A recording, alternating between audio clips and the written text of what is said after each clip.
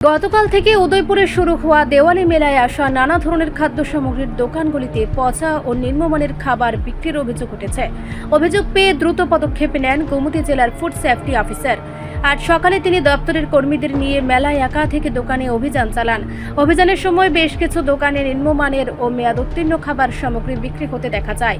এ ধরনের খাবার জনস্বার্থের জন্য বিপজ্জনক বলে মন্তব্য করেছেন ফুড সেফটি অফিসার।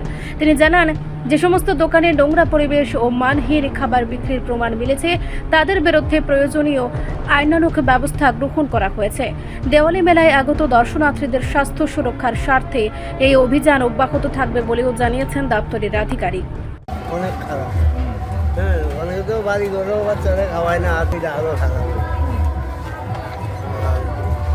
বাচ্চারা বাতি খাওয়া এটা অবৈধ কাজ। বাসি খাওয়ানটা অবৈধ কাজ, এটা খাওয়ানটা উচিত। আপনারা নিজে চোখে দেখতে পাচ্ছেন যে বাসি খাবার খাওয়ানো হচ্ছে, কি বলবেন? শুনেন, মানে হিসাবে তো করতে হইব, সামনে একটু খাওয়াইয়েন, বন্ধ করুন, কিন্তু আবার খাবে করতে। আমি তো বিদেশি লোক, হ্যাঁ, আমার তো লোকেল হইলে এটা একটা হইলে। রিপোর্ট সংবাদ প্রতীক্ষা।